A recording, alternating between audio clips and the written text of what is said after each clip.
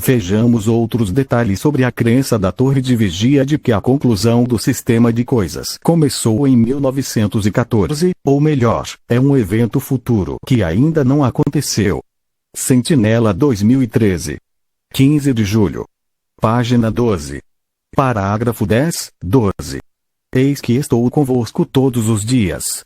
Primeiro, o ajuntamento do joio.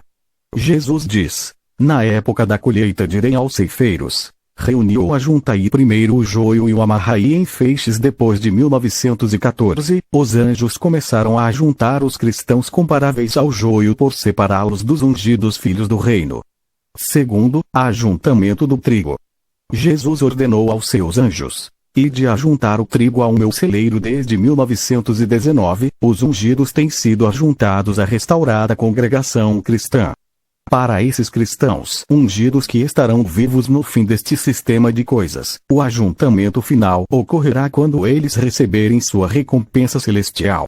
Conforme expliquei no vídeo anterior, fica claro que a conclusão do sistema de coisas não poderia ter começado em 1914, e a colheita do trigo e do joio também não poderia ter começado naquela época. Podemos ver que no parágrafo 10, a falácia da Torre de Vigia é evidente, pois eles estão dizendo que a colheita do joio pelos anjos começou em 1914.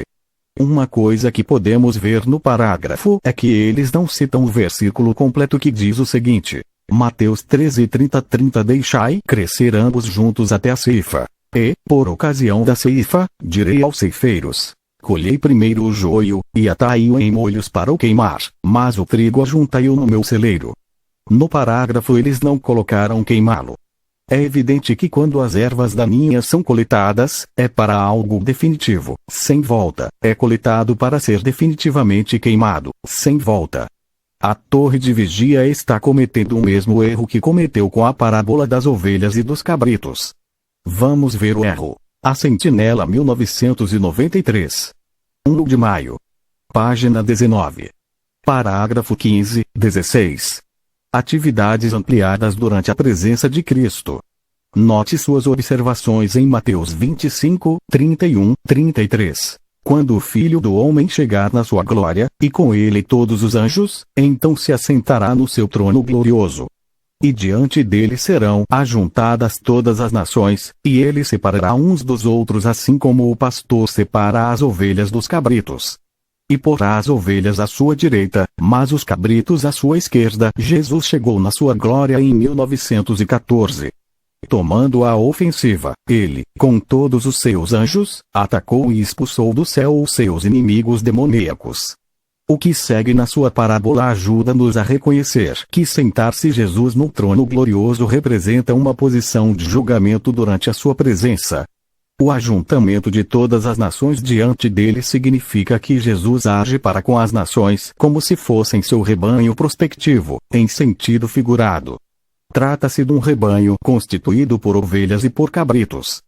Embora talvez levasse parte de um dia para separar as ovelhas dos cabritos num rebanho literal, a separação global de pessoas dotadas de livre-arbítrio leva muito mais tempo. Isto se dá porque a separação é feita à base do proceder de cada uma delas. Como vemos o parágrafo 16, é um total compêndio de erros, fora o erro de dizer que Jesus chegou em 1914 e sentou-se em seu trono de glória, o que é ridículo total. O que quero salientar é que eles ensinaram que Jesus havia iniciado a separação das ovelhas e dos cabritos logo após 1914, o que não tem base bíblica. E eles já mudaram essa doutrina. Eles já ensinam que a separação de ovelhas e cabras não poderia começar logo após 1914. A Sentinela 1995. 15 de outubro. Página 22. Parágrafo 22, 24. Aplica-se esta parábola ao tempo em que Jesus se assentou com poder régio em 1914, como entendíamos por muito tempo. Ora, Mateus 25, 34 deveras fala dele como rei, de modo que a parábola encontra logicamente uma aplicação desde que Jesus se tornou rei em 1914. Mas que julgamento fez ele logo depois? Não foi um julgamento de todas as nações. Antes, ele fixou sua atenção nos que afirmavam ser a casa de Deus. Jesus, como mensageiro de Jeová, em harmonia com Malaquias 3:1-3, inspecionou judicialmente os cristãos ungidos remanescentes na terra. Foi também o tempo para se sentenciar judicialmente a cristandade, que afirma falsamente ser a casa de Deus. No entanto, não há nada que indique que naquela época, ou mesmo desde então, Jesus se tenha assentado para julgar finalmente todas as nações como ovelhas ou cabritos. Em outras palavras, a parábola aponta para o futuro, quando o Filho do Homem vier na sua glória. Ele se assentará para julgar as pessoas então vivas. Seu julgamento se baseará no que elas tiverem mostrado ser. Naquele tempo, será claramente evidente a diferença entre o justo e o iníquo.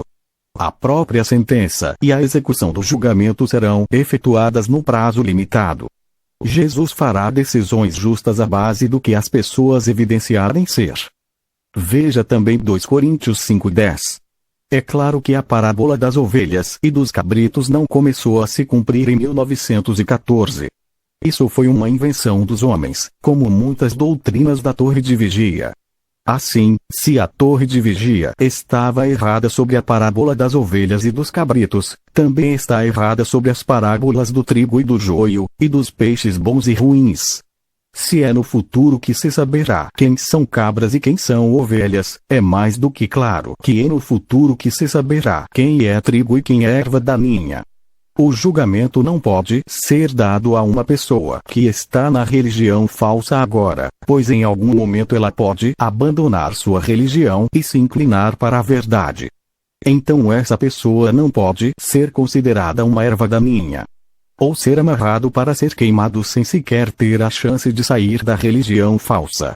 A Torre de Vigia está fazendo julgamentos antecipados dizendo: depois de 1914, os anjos começaram a juntar os cristãos parecidos com a erva daninha, separando-os dos filhos do reino segundo esta afirmação, e condenaram os membros da cristandade, pois repito, quando a erva daninha é colhida, já é para esta sendo queimada, uma sentença já foi proferida, e não há como voltar atrás. Então eles estão fazendo julgamentos, e a Bíblia alerta sobre isso. Vejamos. E Coríntios 4:5. Portanto nada julgueis antes de tempo, até que o Senhor venha, o qual também trará à luz as coisas ocultas das trevas, e manifestará os desígnios dos corações. E então cada um receberá de Deus o louvor. Quando Jesus vier, ele dirá quem são as ervas daninhas, quem são os peixes inadequados, quem são as cabras, quem são o trigo puro, os peixes bons e as ovelhas. É interessante o texto que a mesma Torre de Vigia cita ao fazer a correção das ovelhas e dos cabritos. Vamos ver. 2 Coríntios 5:10. Porque todos devemos comparecer ante o tribunal de Cristo, para que cada um receba segundo o que tiver feito por meio do corpo, ou bem, ou mal.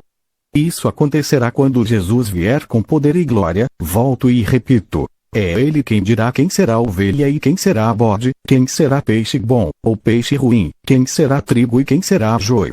Isso será no julgamento, não neste tempo presente, mas no futuro, quando Cristo vier.